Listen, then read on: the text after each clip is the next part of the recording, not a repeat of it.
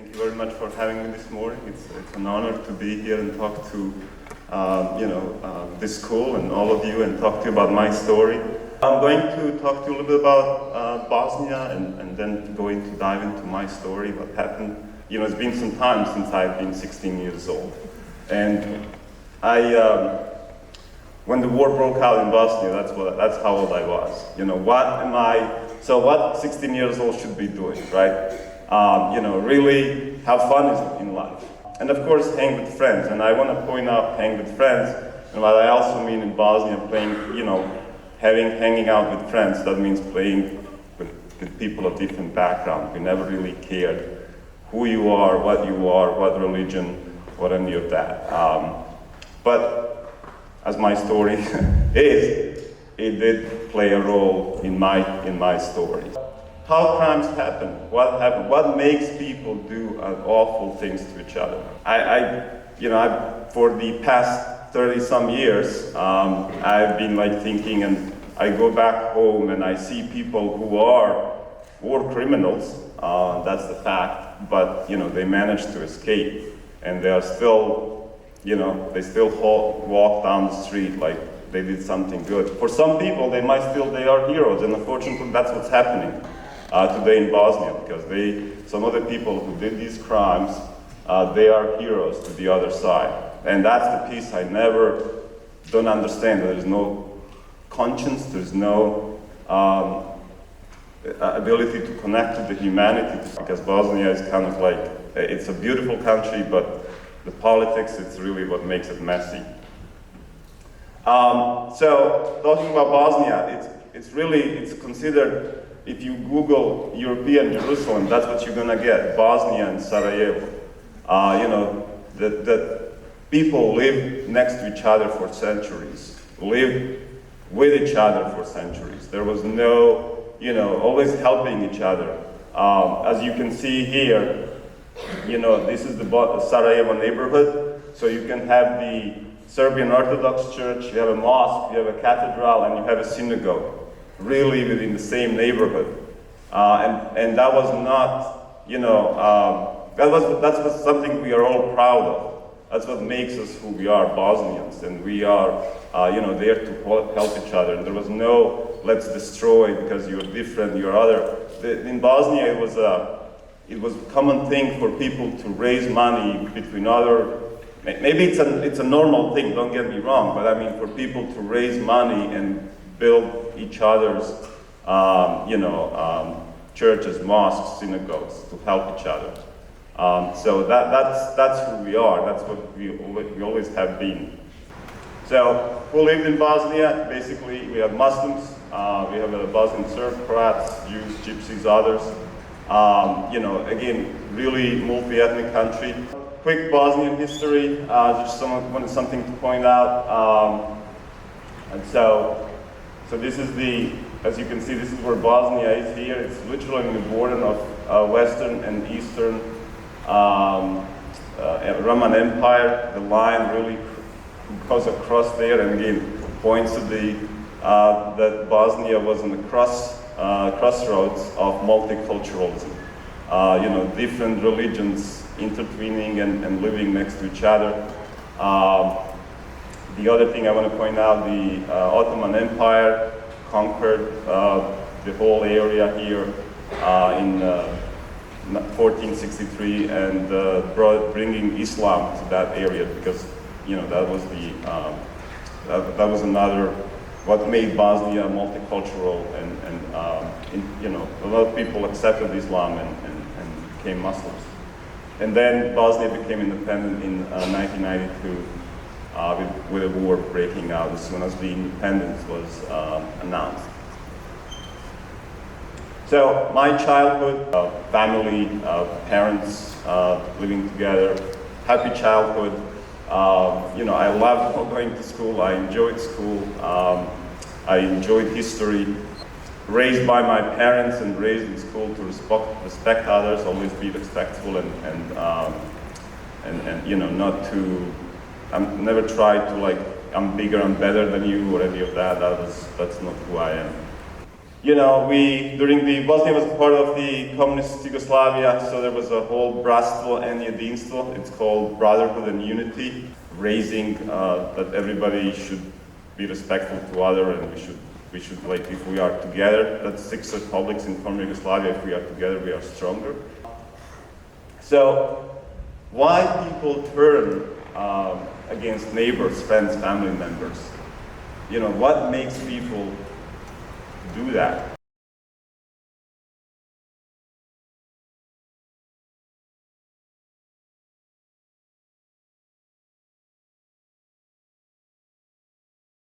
So in Bosnia War, what causes these issues is nationalism. People became nationalists overnight. And the funny thing, it became nationalist with elections because, all of a sudden people could vote, because prior to that we had one party system, the Communist Party, and people were, the Communist Party kept things under control, if I can say. But with the elections, with the freedom of choice, people picked nationalists, and that's how things went south, because, I am bigger and better than you are. And that's what made people kind of like, it's almost like somebody kept pushing the envelope, pushing the line all the way to the right, going to the right, and then there was no point of return. Political instability because of elections, first time having the elections ever, there are new governments being formed and not really having a strong government because of, how the government was shared, that didn't help. Historical grievances, and as I was pointing out, the Ottoman Empire, if you don't know, the World War I, the trigger is considered as the assassination of the Duke of Ferdinand. That happened in Sarajevo. That was the bridge that was says Latin Bridge. That's what happened. The historical grievances of what people said, called Bosnian Muslims Turks. That we need to revenge the Turks because they were bad to us for 500 years. Now it's time to get back to them. And the fear and perception of others. So my war, I was 16 years old when the war broke out. So this is the picture of my village where I'm from. And as the war broke out, I moved to the town of Zvornik. That's the place I went to high school. I was in high school at the time. And you don't think this thing will happen. You watch things on the news, but you think, no. I think at my age, I'm 16 years old. Like, I don't think about these things. You don't. And I'm not bothering anybody, I don't care. But other people from my village, my other families here, we decided to kind of like escape because my place was literally surrounded by people of other religion, Serbs. And all of these neighborhoods here, like here. So, we decided to run away on April 10th of 1992. So I went to my maternal grandparents. It's a town probably about maybe 45 minutes away. We left on April 10th, and we stayed there for about 10 days. I got very antsy after 10 days. I want to go back home. I don't want to live as a refugee, I miss my place, I miss my home. You don't think these things, that stuff is gonna happen. So I convinced my mom, let's go back. Let's go back. Everything's gonna be fine. Even though the news, just in Bosnia, we have just a couple of channels, not many. But even the news, there are things like happening, and you don't, again, 16 years old, naive. You don't think about something bad. So we went back on April 20th. We returned home. So as soon as we returned, basically there was no longer a way for us to escape. They let us in, but we couldn't leave anymore. So my older brother, who was in the reserve police station, he got called and he went escaped. Like before we moved in, he went to the place where he was stationed. They came and took him because there was only a handful of guns in Bosnian Muslim hands, if I can call it that. So they called him up to leave when he was able to leave. So at that point, there was no more escape for me. I was stuck. And so when the war moved to this valley here, there was, I could watch things as it progresses. May 2nd, the shelling, all this area they started to shell all this area. There was a tank on the hill I could see it from my balcony, maybe like about a mile and a half away, started shelling all this stuff. And they started targeting religious objects like mosques. That was the favorite target, and they started shelling. And then on May 2nd also I could see as the army was progressing, they were literally like, you can see fires, like just houses burning, and I could see that from my balcony. The houses were burning. You can see how they are progressing. The houses are being set on torch. For me, there was no more escape. I know at that point I'm stuck where I am. But still hopeful, nothing bad is gonna happen.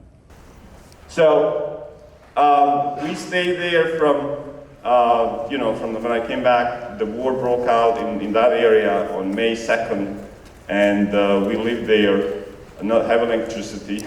Just want to point it out because the war is there. We didn't have a lot of food at that point. You can't leave. There's no way for us to leave. Every night we would gather together in one of the houses here. All the people that left behind, we would go together and sleep in the same house, because at that point, we were worried. We stayed there for until May 5th. On May 5th, they came to pick us up. They came with a bunch of army soldiers. They literally circled the village. They came in from all the sides. They came with a tank. We had no guns, nothing. Because again, we were maybe naive, maybe too hopeful. They came and rounded us up, and they took all the women and anybody who is under 15 for girls and boys. They put them in a bus, and they took my mom, and at that point I got separated from my mom. And I had no idea where they gonna take them, and I didn't know what's gonna happen to me. After maybe half an hour, they came to pick us up. Probably there was about 45 of us. They're people as old as 80 years old who couldn't walk, and they were as young as us as 16. I was, two of my friends were there as well, who were 16 years old. And they took us to the town of Vlasenica, that's the name of the town. And they put us in a gym, in a school gym. There's like, here I am 16 years old, supposed to be going to school. And the gym, you're supposed to have sports, right? But they put us in a gym, and they put us in lines. There were some other people from other neighborhoods, other villages, other places that they're pulling us together there. And we were like just placed sitting on a floor. And for 3 days, they didn't give us any food, nothing. And in order for us to go to the bathroom, you had to like raise your hand. They would pick you up and take you to the bathroom. But again, you couldn't just be talking or anything. You're just supposed to be sitting there for 3 days, not to talk to anybody, nothing, and you don't know what happened. One thing I want to point out, what they told us when they came to pick us up, they did tell us that we are they're going to take us for an exchange. I think they were trying to convince us not to resist, although we had nothing to resist with. They They came and they told us, we're gonna pick you up, you're gonna be exchanged in a couple of days, because your side is keeping our people in the soccer fields. They are eating the grass. It's your side who started this. I mean, there was nothing for me to say or anybody else to say. At that point, they have the guns. They are, they are in charge. And okay, so for 3 days we were in that gym, and nobody beat us. There was no beating at that time. There was nothing like that. But again, for 3 days they did not give us any food. And the only time when you go to the bathroom, you could drink the water there. And again, you had to go really fast. At that point, there were people talking about masks. People had masks, and I thought they were going to throw out blood. Again, I was 16 years old. You're thinking thinking about they're going to use our blood for something. So after 3 days, they picked us up, and they put us into this storage unit, whatever it's called. It's called concentration camp Sushica. And that was a hell. That place was really bad. This is the guy who was in charge. His name is Dragan Nikolic, Yankee. I don't know why they called him that way, but he was mean. So the whole treatment there in the Sushica was awful. We were sleeping on a concrete. There was nothing. They gave us food once a day, basically one loaf of bread. It's about maybe a pound and cut into 16 pieces. And you get one piece and one basically like some soup that was most of the time was crap. But that's all what they gave us to eat. Daily beatings. In order for us to, when we were going twice a day to the bathroom, every time we go to the bathroom, we were going out by 10, no more by 10, and every time we would go out, they would put a machine gun here, up here, and somebody would be manning that machine gun, because they were always afraid of us trying to do something, trying to escape.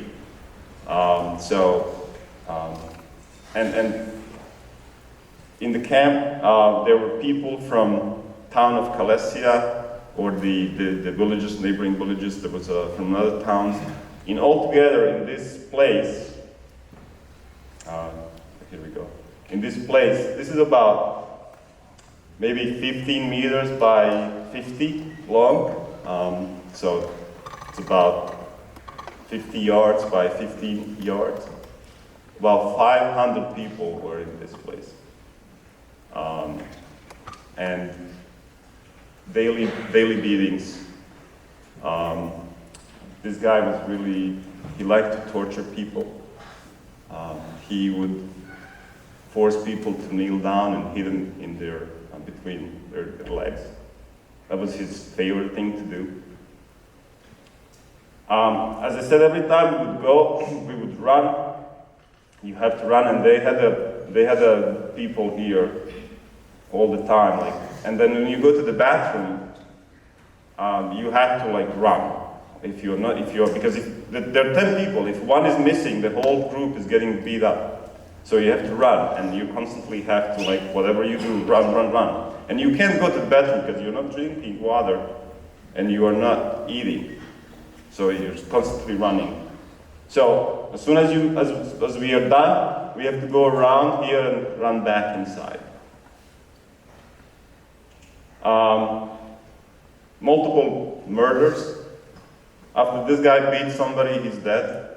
That was you're done. He was constantly telling us he's not going to kill us by a bullet.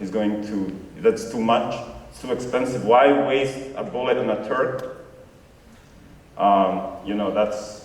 That's how he was. There were some women over there as well. They were taking out every night. for whatever they were doing. This is him. He got caught. This is a picture of him in the Hague, and he was like reading his admission. He admitted the guilt. He only got like 15 years. For Bosnian, the justice never came. The stuff that he did, that should be life sentence. So I don't know. This is the town of Vlasenica. Here is the Kalesia. So we were taking from here to Vlasenica. That's where I was. And that's not only him. There are plenty of others. But he was the one in charge. He was constantly threatening us. He's going to throw in the bombs through the windows here if we make any sound during the night. That's how he was.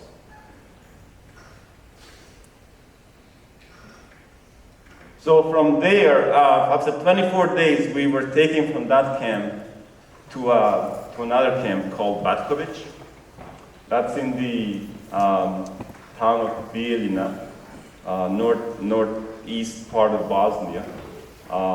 My place is somewhere around here on the map, if you can imagine the map. So we were taking from there to here, probably about maybe 2.5 hours drive. We were in the bus, and we were constantly forced to sing nationalist songs. We couldn't raise our head up. If you do that to see where we are going, they would basically, because plenty of soldiers there were sitting on the floor, they would just hit you, slap you with the gun. And you just don't, you can't look. Constantly pointed out, being the checkpoints we were selected, and we had to go every checkpoint. We have to sing Greater Serbia. It's just to kind of that, I guess, just to make us smaller and and sing. So then when we went to the Batkovic camp, that's the, as I say, 2.5 hours. I was there for another 2.5 months.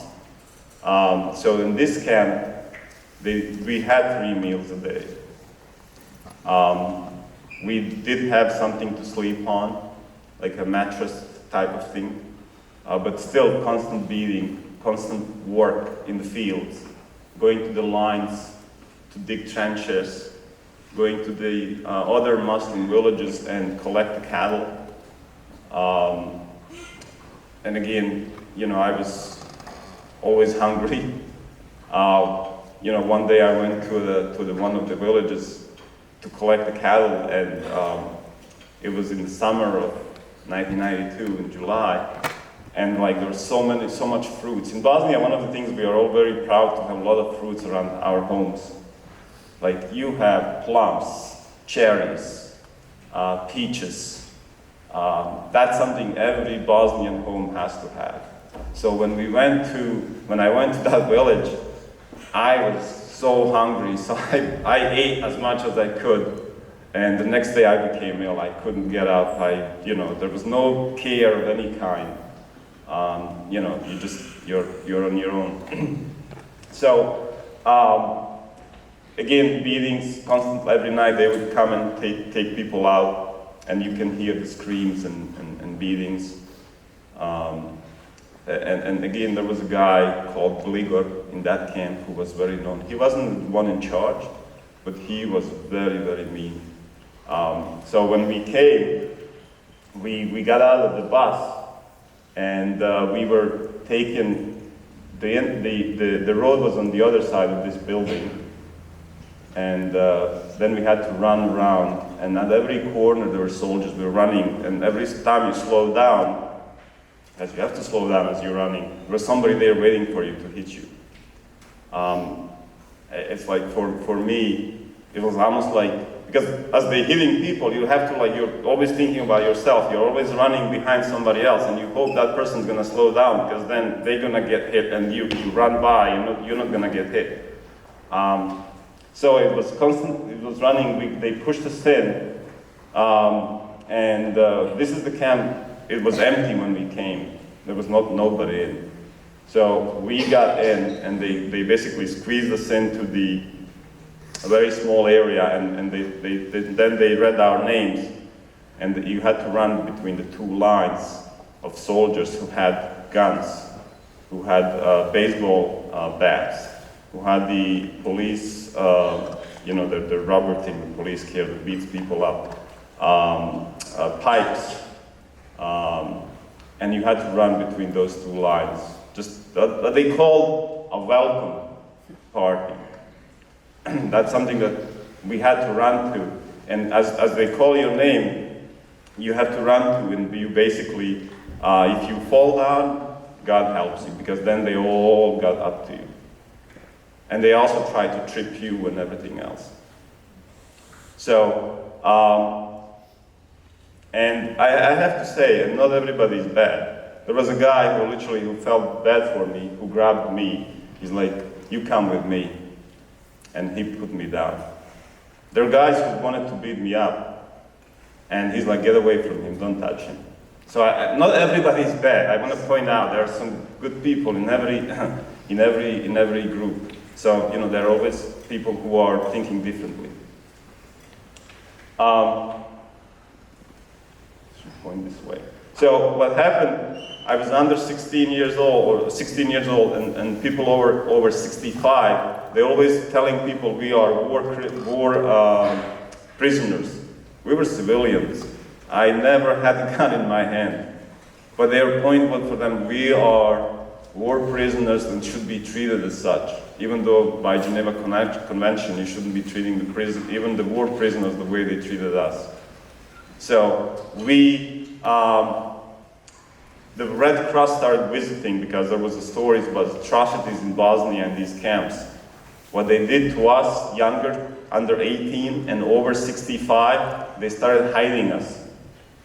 They would take us every morning at 3 a.m. because Red Cross would come. They would force us to march for probably maybe 5 miles into the woods to hide us. Every single time the Red Cross would come, we would march, and they would hide us, keep us there until maybe 8 or 9 p.m. after the Red Cross leaves. Because Red Cross was taking the notes of all the people, and they didn't want to get caught with having the underage kids or older people in the camp. That looked bad in the public eye.